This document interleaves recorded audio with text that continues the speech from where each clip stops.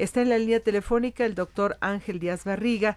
Él es doctor en Pedagogía por la UNAM, es investigador emérito del Instituto de Investigaciones sobre la Universidad de la Educación, fue director del Centro de Estudios de la UNAM y le saludo con mucho gusto, doctor Díaz Barriga. ¿Cómo está? Muy buenas tardes. En esta mesa conmigo, Rodolfo Soriano también.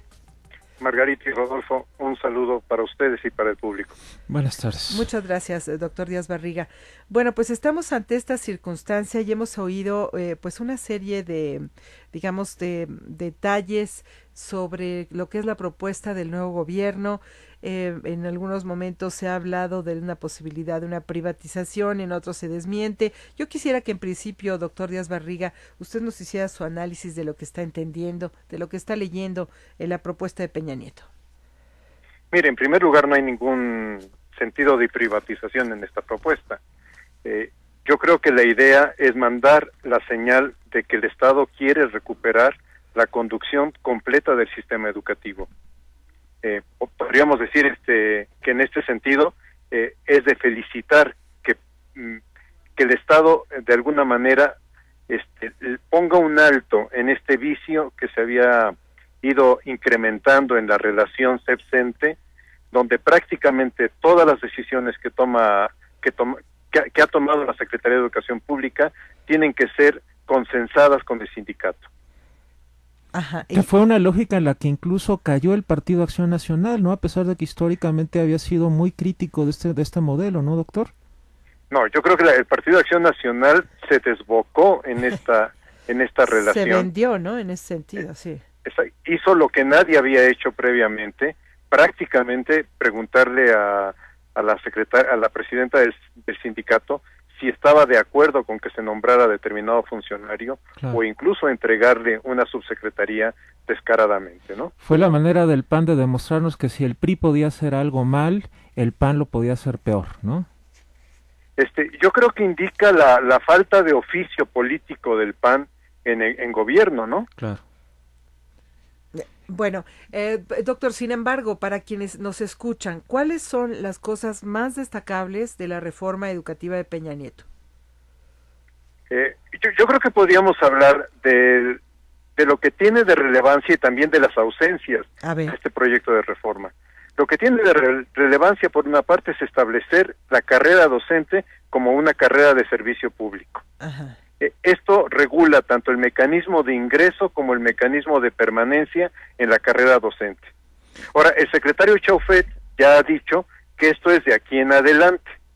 O sea que lo que ya pasó, ya pasó. Que los que están en sus plazas las podrán seguir disfrutando, ¿no? Exactamente, lo cual significa que empezaremos a ver los efectos reales en el sistema educativo de esta ley probablemente dentro de 15, 20 años. Sí me explico, o sea, sí, claro. Quien hoy está en servicio seguirá estando en servicio. Es un plazo muy largo, ¿no? Para la necesidad de un país como el nuestro, pues estos resultados. Por supuesto. Ahora, la otra parte que en mi gusto es muy controvertida es establecer la obligatoriedad del sistema de evaluación de profesores.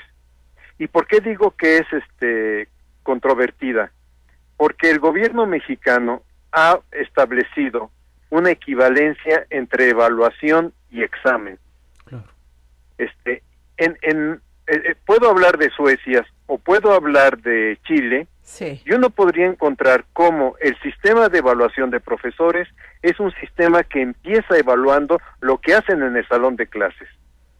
Porque finalmente, yo no sé si es importante que los profesores recuerden el acuerdo 597 que publicó el gobierno de Calderón en el año 2010, que establece estándares en la educación. Yo no sé si es importante que recuerden el artículo 3º constitucional o la Ley General de Educación. Lo que a mí me parece vital en un profesor es que sea capaz de crear condiciones de aprendizaje en sus alumnos y que tenga cierto dominio de la materia. Entonces, en el caso chileno, la evaluación empieza en el aula, con los trabajos que hace el profesor con sus alumnos. Solo los profesores que salen bien evaluados tienen opción de solicitar un examen para promoción. De acuerdo, pero vaya, eso es lo que necesitaríamos en México. ¿Por dónde verdaderamente se debería empezar, pensando que el plazo de hacer esta carrera docente daría resultados pues en un mediano, digamos, si no es que largo plazo? Pero es decir, algo se puede hacer antes, doctor Díaz Barriga. Bueno, yo creo que hay que trabajar, hay que modificar, porque el otro punto de la evaluación es autonomía del Instituto Nacional de Evaluación. Sí. Que exactamente no entiendo qué quieren hacer, pues ya la autonomía ya se concedió. O sea, ¿por dónde viene la modificación de este Instituto Nacional de Evaluación Educativa? Ahora dicen Instituto Nacional de Evaluación de la Educación. Exactamente dónde está el punto de cambio entre el instituto que se pretende crear y el actual no me queda claro. Pero la pregunta es ¿por dónde empezar? Yo pienso que sí es correcto establecer carrera docente, ajá, pero hay una gran ausencia en el proyecto de reforma y es no se toca la estructura de las escuelas normales. Y no estoy hablando de que desaparezcan las escuelas normales o que se conviertan en escuelas de turismo como en alguna ocasión dijo Elba Ester. Así es. Estoy hablando de que las escuelas normales entren en una regulación académica que las obligue a ser competitivas. ¿No será el caso Ayotzinapa lo que hasta cierto punto frena esta posibilidad, cuando menos de decirlo públicamente? De hecho, usted ve que la reforma que empezó en 2012, sí, que es una reforma muy tardía, ha generado no solamente conflicto con la normal de Guerrero, ajá, también ha generado conflicto con dos normales en Michoacán, sí, la indígena de Cherán y la de Tiripetío. Ajá. Pero yo pienso que el Estado, así como se atrevió a decir vamos a modificar el artículo 3º constitucional, debería de atreverse a decir vamos a modificar el sistema de formación de profesores y lo vamos a modificar a fondo. México es el único país, junto con Cuba, que tiene un programa nacional de formación de profesores, un plan de estudios nacional. Cuando uno quiere estudiar medicina o derecho en este país, sabe que hay varias facultades y que cada facultad tiene fortalezas en un área de la disciplina que quiere estudiar. Si no ponemos a las escuelas normales y si no damos autorización para que las facultades universitarias de educación formen maestros, no vamos a establecer esa necesaria competencia en la formación de maestros. Profesionalizar al maestro es formarlo también con mejores niveles académicos. Rodolfo. Doctor, ¿y qué es lo que usted cree que también está haciendo falta acá en la propuesta de Peña? Bueno, ya no sería en la propuesta de Peña Nieto. Lo que hace falta en el país, me parece, que es hacer una discusión sobre cuáles son los 3 ejes de formación de un profesor. Un eje tiene que ser la parte de conocimientos. Quien no sabe matemáticas no puede enseñar matemáticas, claro, me queda clarísimo. Aunque tenemos muchos profesores habilitados, ¿no? Que es parte del problema que estamos padeciendo en México en la actualidad. Tenemos profesores que imparten, por ejemplo, matemáticas y no saben ni siquiera despejar una ecuación simple, ¿no? Entonces, ahí lo que tenemos que hacer es un diagnóstico que nos ayude a ofrecerles programas de matemáticas a estos profesores. Pero el profesor que sabe matemáticas no basta saber matemáticas para enseñar. Claro. También necesita saber didáctica. Ajá. Y nosotros tenemos en el país grupos de investigación muy importantes en enseñanza de la ciencia, en enseñanza del lenguaje, en enseñanza de las matemáticas, pero la Secretaría de Educación Pública los tiene marginados, los tiene en el área de investigación y no articulados a los proyectos de formación de profesores. Entonces, como que el sistema educativo mexicano opera a 2 velocidades o en 2 realidades y esas realidades no se comunican entre sí, ¿no? Sí, una incongruencia, pero dice usted son 3 ejes, doctor Díaz Barriga, los conocimientos. El otro eje, ajá. El tercer eje sería lo instrumental. Ajá. Por ejemplo, ahorita el gobierno dice, le voy a dar computadoras a los alumnos de 5º y 6º de primaria. Sí. De acuerdo. ¿Significa que también esas escuelas van a tener banda ancha? o no significa. Y lo más delicado, ¿significa que los profesores de esas escuelas van a tener formación para usar las computadoras en el salón de clase? Que es parte del problema que ya pasó con Enciclomedia, ¿no? Sí, y que de alguna manera si uno observa España, si uno observa los países desarrollados, si uno observa Argentina, le daría un dato al público. Argentina ha dado este año, o en estos últimos 4 años, 2.500.000 computadoras a los alumnos.